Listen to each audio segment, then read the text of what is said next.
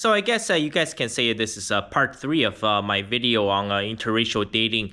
This time I'm going to flip the script. I'm going to talk about Asian man with a white woman. So this trend is never ever going to take off. Of course, they're out there, but it's only going to be a very small percentage of all marriages and relationships. I'll tell you guys exactly why. First of all, I want to just pull up some charts. A lot of you guys in the comments are saying that, oh, I'm not qualified to actually say this. A lot of the stuff I'm saying, I'm just making it up. There's no data to back it up. Well, there are all kinds of data to back it up. First of all, I'm sure everyone can get on board with this point. So women are unhappier than ever before. The vast majority of modern women are miserable all the time, right? We have feminism, we have female liberation, we have this so-called equality. Women are more educated than ever before. So women are 60% of college and university students now. Women are more financially and career independent than ever before. But the vast majority of women are so miserable, especially white liberal women. Now, if you're looking for sources, so the two main sources I'm using are the American Family Survey and the other one's Pew Research. And you can look up all the studies, you can look at all of the charts. Why don't we start with this? Look at this. 38% of white liberal women under the age of 30 in the United States identify as lesbians now. Well, it's more than that. It's not just lesbians. They identify as a 2S, LGBTQNAI+.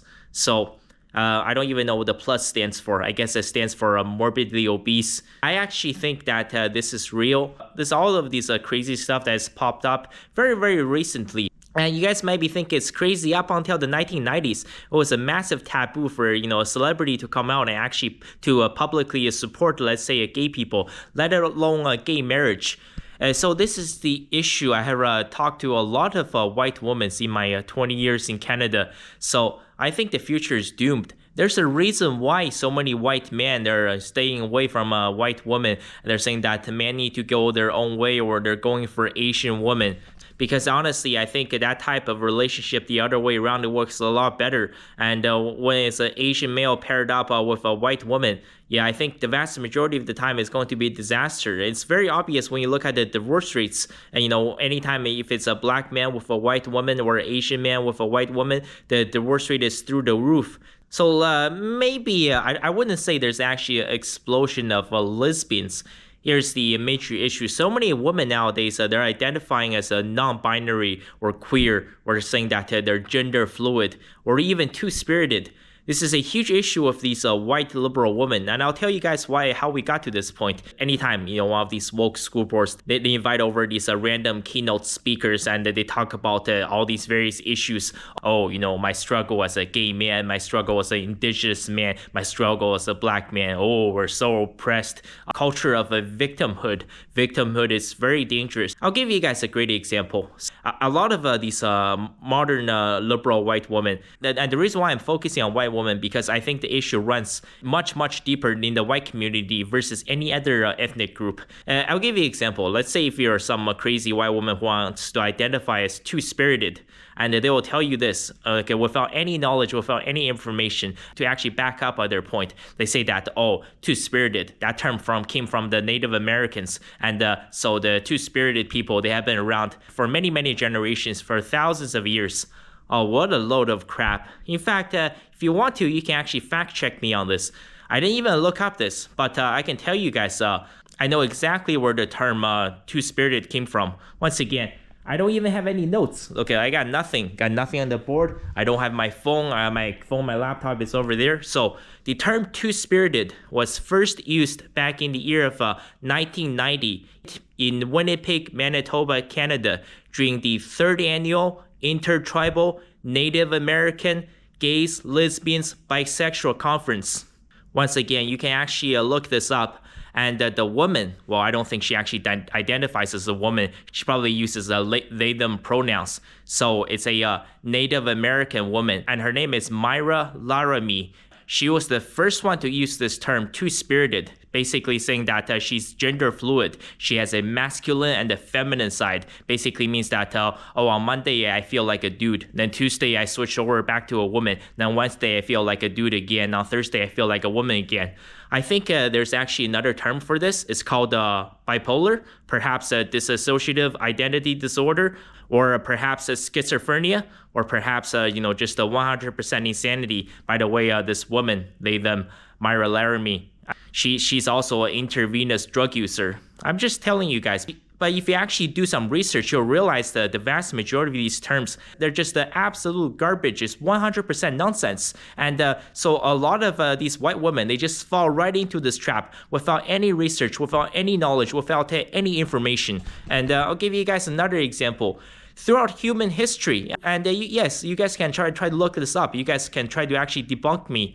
No civilization throughout human history, before the 21st century that is, has ever recognized same-sex marriage. I'm not saying that it should be made illegal, but I'm just telling you guys some actual facts here. So obviously there's been lots of gays and lesbians throughout history, I understand. I even mentioned in previous videos that China has had multiple gay emperors. China's final emperor, he actually gave himself a white name. He calls himself a Henry. He's the tall, skinny guy with glasses. The reason why his bloodline ended was because he was homosexual. Yes, there has been lots of gay people and lesbian people and bisexual people throughout the human history, I agree, but no human civilization has ever recognized same-sex marriage. The first country to do it was the Netherlands all the way back in 2001, and it was legalized in Canada in 2005. And in 2015, it was legalized all across the United States.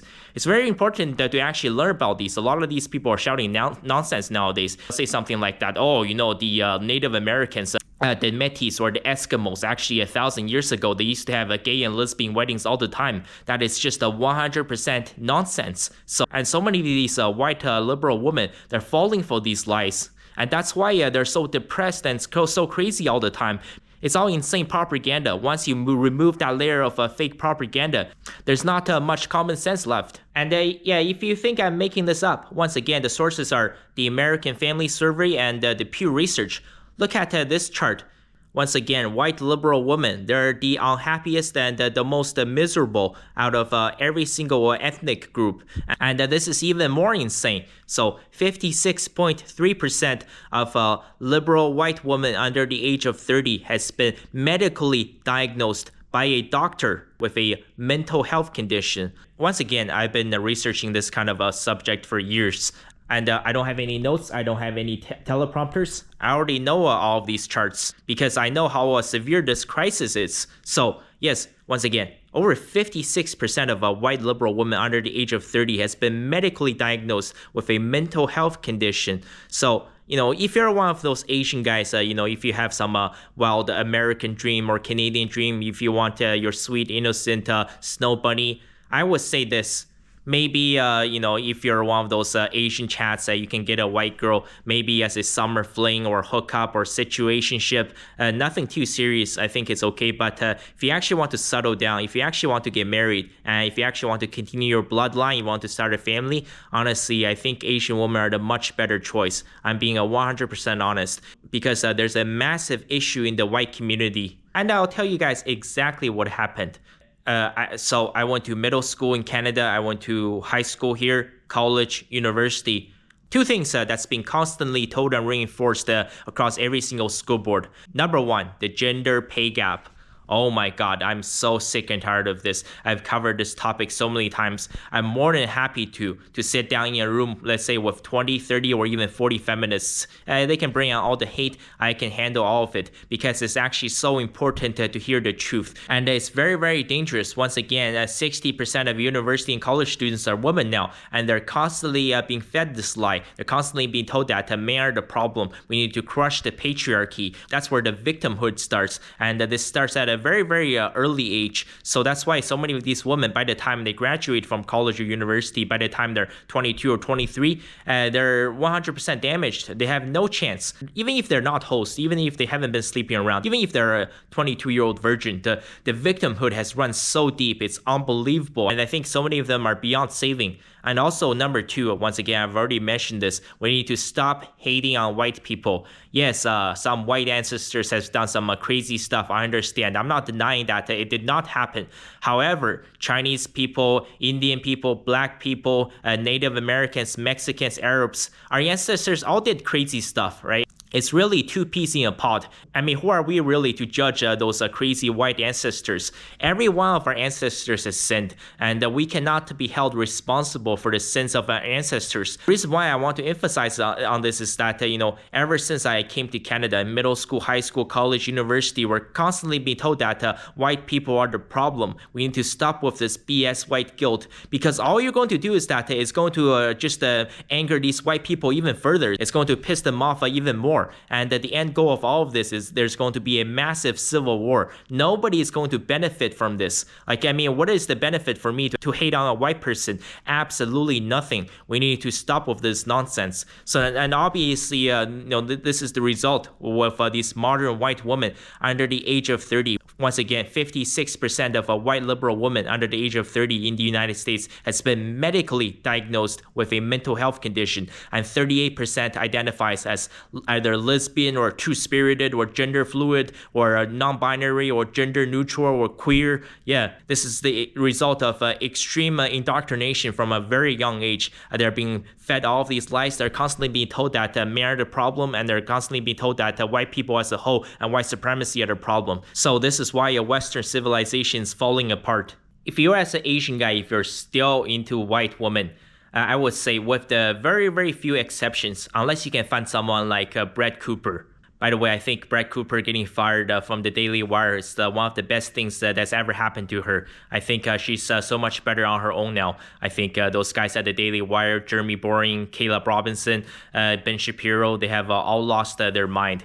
Also, I think that's where Dr. Jordan Peterson's career started to go downhill after he joined the Daily Wire. But let's not focus on the Daily Wire. But I'm just saying that in one of those extreme rare cases, if you can find a white girl, if you can find a snow bunny, someone like a Brett Cooper, then you need to do everything in your power to keep that woman in your life. Put a ring on her finger, marry her, and have lots of children with her, because you have just won the jackpot. You have won the lifetime lottery by securing someone like Brett Cooper to be your wife. But those are the extreme exceptions. Yeah, I would say the majority of these white women, especially, I just graduated from university. I was there for 4 years and 4 months, and I've talked to a lot of these white liberal women. The situations are very, very dire, and a lot of white men, obviously, they realize that. That's why so many of them are choosing Asian women instead. There's a reason behind all of this. Just one last note. Once again, I have the study to actually back this up. I believe in facts, I believe in science, I believe in logic, and I believe in common sense. You guys can look this up. It's called the Dartmouth facial scar experiment. So Dartmouth is located in New Hampshire. It's part of the Ivy Leagues. This is one of the best universities in the world. The Dartmouth facial scar experiment. Basically, they invited a bunch of these really young, really attractive young women for an experiment. And so all of these women, they had a makeup artist to put a fake scar on their face. And after the makeup artist had to make sure that the scar was secure in place, these women, they basically did this experiment where they would go into a mock job interview with a scar on their face. Basically, the end goal of this experiment was to see how these women would perform with a facial scar, if this would actually affect their performance. And of course, I'm sure you guys have already guessed it. So the person that's conducting the mock interview was a straight white man. Every single one of these women that went into this mock interview, they all failed miserably. And of course, after the mock interview was over, every single one of these women, they were interviewed once again. They were asked about their experience and their reflections. Every single one of these women, They said the reason why that they failed this interview was because there's a scar on their face, and they said that the reason why they failed was because, you know, the patriarchy, was because the misogyny from this guy. He kept staring at the scar on their faces, and they said that perhaps if the interviewer was a woman, or if the interviewer was actually a guy with a disability, if this guy was in a wheelchair, he would actually understand, and he wouldn't be staring at these women's scars all the time, and which really affected their performance. So basically all kinds of victim blaming. And it was finally revealed to every single one of these women at Dartmouth. They were asked to stand in front of a mirror to actually look at themselves, to have a moment of self-reflection. What these women realized is that they actually went into this mock interviews with absolutely nothing on their face. The scar, the whole time, it was all a hoax. So what happened was when the makeup artist, after she secured this fake scar onto these women's faces, right before they went into the mock interview, the makeup artist told all of these young women, she said that I'm going to make sure that this scar is secure, that it's not going to get loose or fall off during the middle of the interview. So I'm just going to do one final touch-up. And it was during that one final touch-up, the scar was removed from all of these young women's faces. So they all went to this interview looking 100% normal, but every single one of them failed miserably because they all thought that they went into this interview with a scar on their face. You can call this the placebo effect. And this is why victimhood is very dangerous. Constantly telling somebody that they're so oppressed, constantly telling the white people they're the problem. Nothing good will ever come out of this. And yeah, this is the end result. Look at these liberal women, right? They want all the freedom, they want all the rights, they want all the equality, but they're more miserable than ever before. So once again, being 100% honest, I don't think the Asian male, white female combination is actually good for marriage or a serious relationship or starting a family or having children. Things work better when it's flipped the other way around. I understand, obviously, China has a lot of issues, Japan has issues, South Korea has issues, Philippines has issues, but I would say in general, on average, Asian woman is the much better choice. And if you guys actually want to change the world to a better place, it's going to start right here in the classroom. And we actually all need to sit down and have a 100% open and honest dialogue with each other. That is the only way we're going to solve this crisis. Thank you guys so much for clicking on this video and watching all the way until the end. And I will come back to this topic.